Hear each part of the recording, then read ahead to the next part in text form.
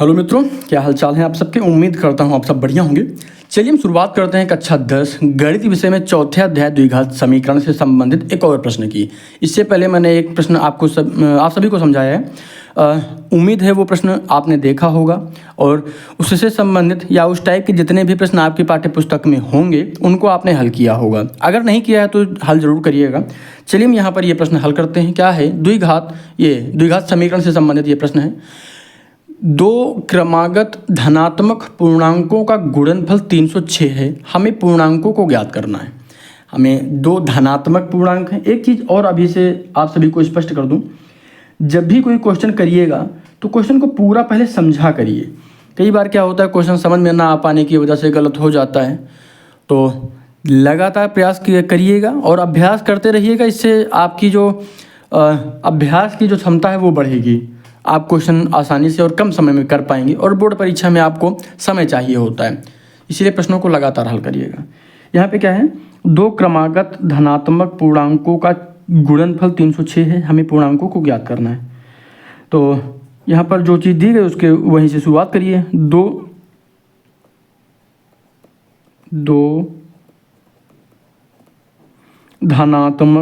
दो क्रमागत धनात्मक है, ध्यान रखिएगा, इसको लिख लीजिएगा क्रमागत। ठीक है, यहाँ पे लिख लीजिएगा क्रमागत धनात्मक पूर्णांकों का गुणनफल कितना है? 306। क्लियर है? 306 हो गया। और इसके बाद क्या होगा, अगर हम मान सकते हैं इसको, माना पहला धनात्मक, क्या माना पहला धनात्मक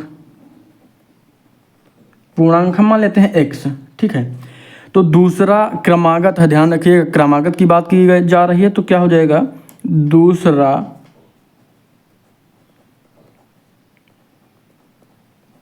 ये गा रहेगा क्रमागत धनात्मक, तो हो जाएगा x+1।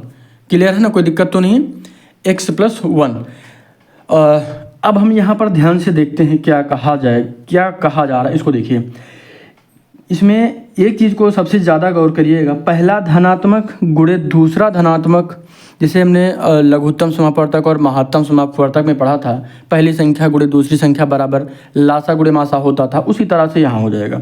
क्योंकि दो क्रमागत धनात्मक पूर्णांकों की बात की जा रही है, उनका गुणनफल की बात की जा रही है, इतना है।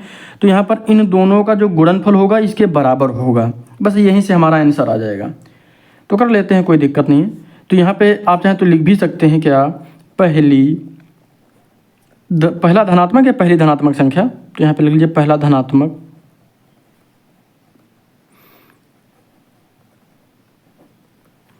पूर्णांक गुणे दूसरा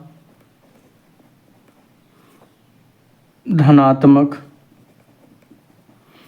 पूर्णांक बराबर 306। ठीक है, पहला धनात्मक हो जाएगा, पहला धनात्मक पूर्णांक गुणे दूसरा धनात्मक पूर्णांक बराबर 306। तो पहला धनात्मक क्या है, x। ठीक है, गुणे दूसरा धनात्मक पूर्णांक क्या है, तो x+1। ठीक है, इसको ब्रैकेट में रखिएगा, बराबर क्या हो जाएगा, 306। ठीक है, अब इसका मल्टीप्लाई कर दीजिए तो क्या हो जाएगा, x² + x बराबर 306। अब इसको इधर ट्रांसफर कर लीजिए तो क्या हो जाएगा, x² + x - 306 बराबर कितना, 0। क्लियर हो गया होगा। अब ये द्विघात समीकरण के रूप में आ चुका है। अब आप इसे आसानी से हल कर सकते हैं। जैसा कि हमने पिछली जो क्लास बताई है उसी के आधार पर करेंगे। बार बार मैं चीज़ें नहीं बता पाऊँगा क्योंकि बहुत बड़ा वीडियो हो जाता है, फिर आप लोग देखते नहीं पूरा। तो देखते हैं यहाँ पर हमें क्या करना है। पहले 306 को यहाँ पे, ठीक है, अब यहाँ पे हम क्या करेंगे इसको समझते हैं। यहाँ पे एक काम करिएगा, क्या यहाँ पे हमको ऐसी संख्या लेनी है जिन दोनों का गुणा करने पर क्या आए, 306 आए, और घटाने पर 1 मिले।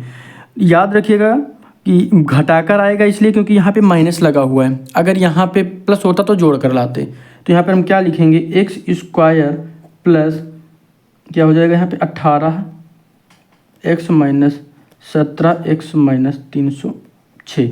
17 और 18 का जब गुणा करेंगे तो आएगा 306। 17 और 18 का जब गुणा करेंगे तो 306 आएगा, और इनको जब घटा देंगे 18 से 17x घट यानी 18x से 17x घटेगा तो क्या बचेगा, 100 बचेगा। ठीक है, अब यहाँ पे जो कॉमन है वो लिख लीजिए। तो यहाँ पे कॉमन क्या आएगा, तो यहाँ पे x कॉमन होगा तो अंदर बचेगा x प्लस 18, और यहाँ पे हम 17 कॉमन ले लेंगे। क्या लेंगे, माइनस का 17 कॉमन हो जाएगा तो अंदर बचेगा x प्लस 18 बराबर 0। ठीक है, इक्वल टू 0 जरूर लिखिएगा। दोनों ब्रैकेट में सेम संख्या आती है तो लिख लेते हैं। एक ब्रैकेट में हो जाएगा x प्लस 18 और एक में x माइनस 17 बराबर 0। एक बार हम x प्लस 18 को 0 के बराबर रख कर आंसर निकाल लेते हैं। तो यहाँ पर आ जाएगा x बराबर माइनस का 18।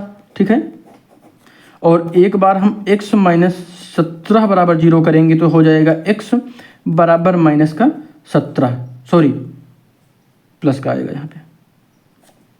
ठीक है, तो यहाँ पर x बराबर 17 आ जाएगा, ये प्लस का ध्यान रखिएगा। क्लियर हुए ना। अब यहाँ पे देखते हैं पहला जो धनात्मक पूर्णांक होगा, पहला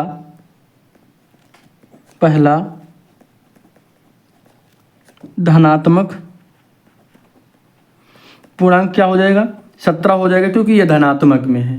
और दूसरा धनात्मक क्या होगा, तो यहाँ पे लिख लीजिएगा दूसरा धनात्मक पूर्णांक बराबर हो जाएगा, देखिए x प्लस 1 था और x की वैल्यू कितनी है, तो x की वैल्यू कितनी है 17 प्लस 1 बराबर कितना आ जाएगा 18। ठीक है, तो ये दूसरा हो जाएगा, ये पहला हो जाएगा। क्लियर है ना। तो ये पहला धनात्मक हो गया और ये दूसरा धनात्मक हो गया। हम आसानी से सवालों को इस तरीके से आंसर दे सकते हैं। बिल्कुल ईजी सवाल है, कोई दिक्कत नहीं है। क्योंकि देखिए अगर पहला आ गया था क्या, धनात्मक पूर्णांक आ गया था x, और x की वैल्यू कितनी है 17, तो यहाँ पर x की वैल्यू रखेंगे 17 प्लस 1 बराबर 18। तो आसानी से हम आंसर दे सकते हैं, कोई दिक्कत नहीं है। लगातार हम बोर्ड परीक्षा कक्षा 10 की तैयारी के लिए गणित विषय से संबंधित क्वेश्चंस को आप सभी को समझा रहे हैं। एक एक क्वेश्चन को करके समझाते हैं, बहुत ज़्यादा बड़े वीडियो भी नहीं होते हैं। आप सभी लोग पूरा वीडियो देखिएगा, और कोई भी डाउट है किसी भी प्रश्न को लेकर गणित विषय में अगर कुछ ऐसा है जो समझ में नहीं आ रहा है तो ज़रूर बताइएगा। आप सभी लोग शेयर ज़रूर किया करें, अपने सभी मित्रों के साथ शेयर करें, जिससे ज़्यादा से ज़्यादा लोग जुड़ सकें और अपनी तैयारी को बेहतर बना पाएँ। लगातार शेयर करिएगा। धन्यवाद।